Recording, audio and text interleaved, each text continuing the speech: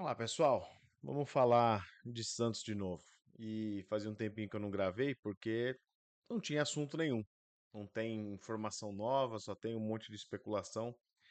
Mas, acompanhando o que o pessoal vem falando em rede social, principalmente na ex-Twitter, né, no famoso X, eu vejo que tem um movimento muito forte de cobrança para que o setorista que trabalha no Santos traga uma informação que ninguém até o momento divulgou. Ou seja, o torcedor do Santos está carente de uma informação, seja ela boa ou ruim. De especulação, a gente tem um monte, mas de informação a gente tem muito pouco. E aí eu queria trazer um pouco a discussão sobre a diferença entre você ter uma informação e você ter uma negociação. E por que eu estou pontuando exatamente esses dois pontos? Porque assim, fonte no jornalismo é uma das coisas mais importantes que se tem e por isso que se preza tanto em não expor a fonte que você tem dentro de um clube, dentro de uma organização governamental, dentro de uma parte da polícia ou qualquer coisa assim. Isso é uma regra básica de jornalismo e você não tem obrigação nenhuma de saber disso se você não é um jornalista. Mas por que que não se coloca nome aos bois toda vez que se coloca uma informação do tipo assim? Gustavo Quinteiros se aproxima do Santos. Luiz Castro avisa Santos para esperar até o dia 15. Por que que não chega e alguém fala, cara, tem o diretor X que falou para mim ontem às 7h30 no WhatsApp que o Luiz Castro vai ser o técnico e ele falou que já existem negociações concretas acontecendo que até quarta-feira vai se fazer um anúncio. Primeiro, porque no momento em que você trata um clube como uma empresa, por exemplo, ninguém quer que informações estratégicas do negócio, quando falando de uma empresa, saiam para o mercado. Pelo simples fato de que isso altera uma série de parâmetros para fora. Se você tem uma empresa de, vamos supor, de chocolate, e você tem uma informação de que o preço, por exemplo, do cacau vai subir muito nos próximos 6 meses e você divulga isso na imprensa, você começa a girar uma roda que é muito maior do que o impacto em cima dessa empresa especificamente. Você começa a dar um direcionador de tendência e isso afeta diretamente como essa empresa ou como as empresas desse mesmo setor se colocam no mercado e como essa informação impacta ou acelera essa mesma condição que você está colocando no ar. Ou seja, se você fala que empresas de chocolate vão ter um impacto na matéria-prima principal delas, que é o cacau, que vai subir muito, e isso quer dizer que vai subir o preço do consumidor, o que isso pode gerar de efetivo no mercado? Ou seja, nos supermercados, nas lojas, nas empresas que trabalham com chocolate.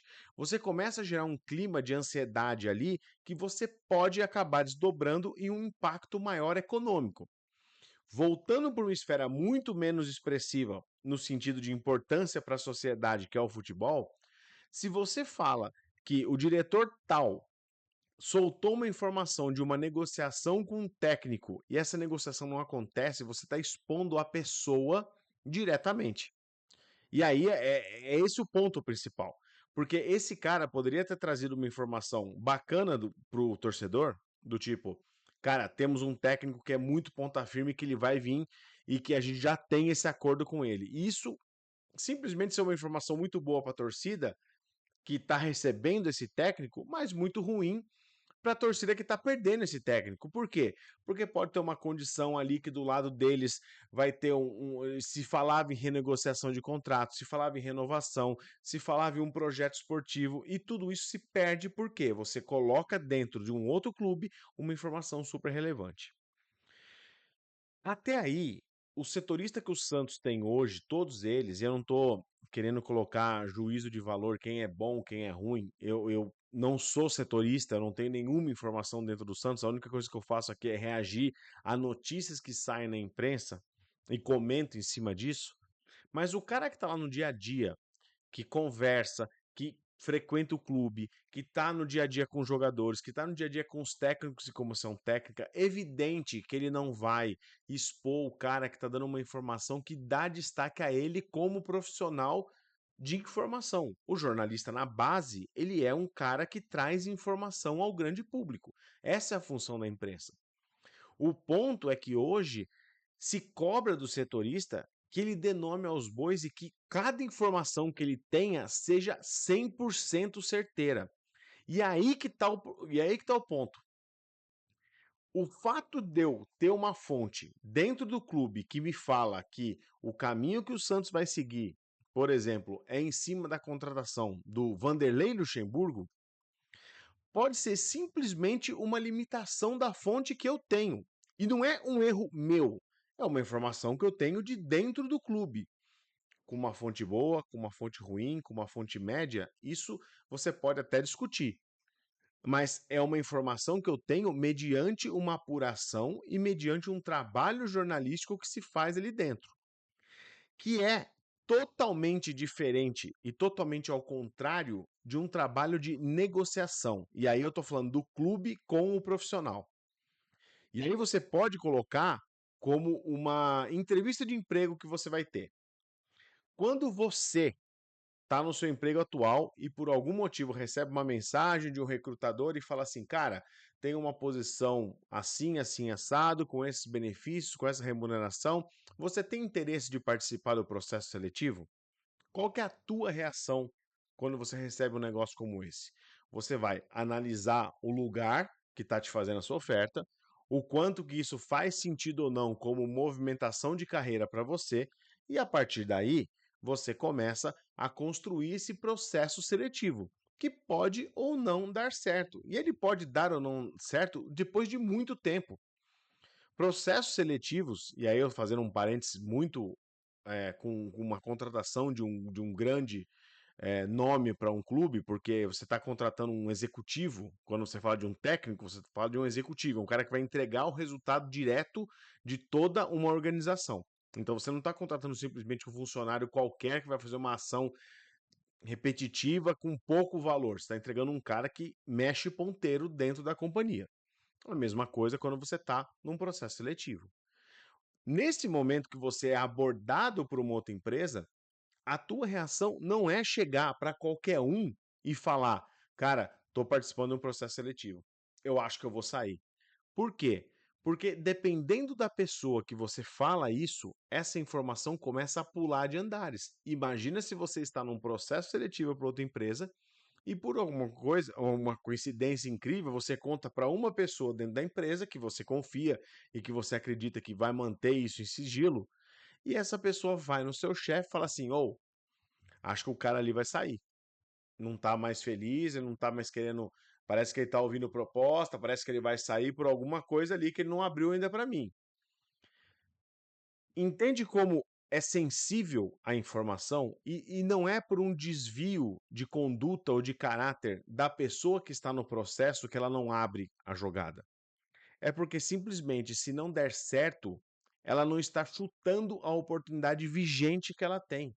Isso é uma regra de mercado, não é uma questão de ética, ai, falta consciência nos treinadores, até porque no futebol pouca coisa beira algo possivelmente próximo à ética. Porque o cara perdeu 4 jogos, o cara é mandado embora, o cara mudou a vida dele, o cara mudou a família dele, o cara mudou os filhos dele de cidade e, amigão, não funcionou pra mim? Um abraço pra você, seja feliz em outro lugar e você que se arrume por aí.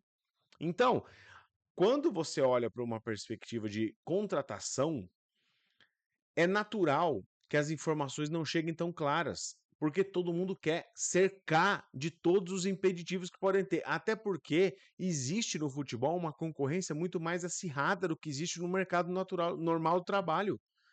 Se você fala que você fez um belo mapeio de um cara que é um potencial nome de não de renome, mas que tenha uma experiência interessante, um último trabalho muito legal, trouxe ideias diferentes, você gera e desperta o interesse em clubes que estão na mesma situação que você.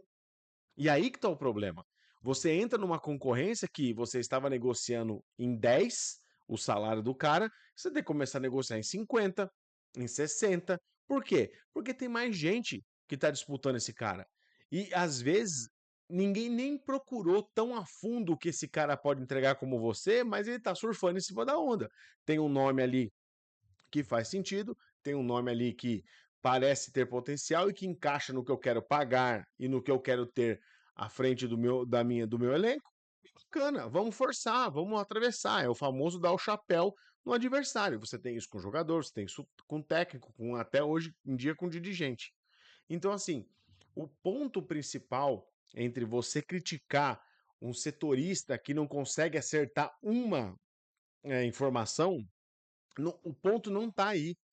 O ponto está que essas discussões são mesmo tratadas e são muito sensíveis conforme o termômetro da audiência vai mudando. Para usar um exemplo prático, o Gustavo Quinteiros é o nome, o alvo aí que se fala nos últimos dias do Santos. Esse cara ninguém conhecia. O Santos foi lá, mapeou, entendeu que tem potencial e encaixa no que a gente quer pagar e no que a gente quer receber como entrega no trabalho, e o Santos começou a negociar. Fala daqui, fala dali, é sempre aquele negócio, eu estou muito bem aqui, você quer fazer uma proposta, faz uma proposta melhor, mas qual que é a condição que eu vou ter para trabalhar? O que, que você acha que eu vou ter de benefício? O que, que vai ser interessante? O que, que vai ser difícil? E você vai trabalhando essa frente. Quando você tem alguém da imprensa que chega por fora e fala assim, meu, Gustavo Quinteiro está sendo acionado pelo Santos. Dentro do clube dele atual, gera um desconforto. E gera um desconforto entre os caras que trabalham com ele, o chefe dele, o dirigente do presidente do clube. Porque fala assim, meu, como é que você está negociando com outra empresa ou com outro clube e não fala nada com a gente? Você está querendo dar o balão na gente? Você vai querer esperar o fim da temporada para avisar a gente no último dia que você está saindo fora? E aquela proposta de renovação que a gente estava conversando? E todo aquele acordo que a gente estava fazendo para você ter mais um ano aqui e ter uma continuidade desse trabalho? Você tem ali uma quebra de alguma forma de confiança. E isso é muito importante no futebol e em qualquer relação de trabalho. Então, essa essa quantidade de informação que acontece para todos os lados, ela é sensível por isso, porque você mexe ponteiro de negociação. E negociação, o cara pode falar assim: meu, eu não quero me queimar onde eu tô, eu tinha tudo acertado com você? Tinha, mas eu vou ficar onde eu tô só para dizer que eu não tinha nada a ver com isso, que não era bem o meu perfil, que eu não quero ser esse cara taxado de largar um clube e pegar mais dinheiro no outro. E aí a culpa não é de quem dá notícia, a culpa é de quem conduz a negociação. No caso do Santos, o Santos não tinha nada assinado com o Gustavo Quinteiros. E pode perder o técnico exatamente por isso. Porque começou a vazar a informação, ele pediu para o Santos não vazar nada, ele pediu para o Santos segurar essa informação ali dentro, porque ele não queria criar um mal-estar dentro do clube, com razão, porque ele estava envolvido num monte de decisão ali que poderia mudar totalmente o diagnóstico do que foi o trabalho dele, porque se ele ganha tudo, beleza, o cara é ótimo, puta, ajudou, fez um ótimo momento, uma ótima temporada pelo Vélez. E se ele perde tudo? Vão falar que tá na conta do Santos? Que foi o Santos que ficou ali mexendo na cabeça do cara, pedindo para ele fazer scout de jogador, pedindo para ele avaliar elenco de um clube que ele nem assumiu ainda? Isso é o que é o mais difícil. Então, quando você for olhar para uma questão de o setorista do Santos é fraco porque cada hora um dá um nome com certeza e todo mundo falha. São simplesmente fontes diferentes. Os jornalistas acessam esses caras em diferentes níveis, em diferentes graus de convicção do que está acontecendo e até mesmo em diferentes níveis de acesso à informação correta.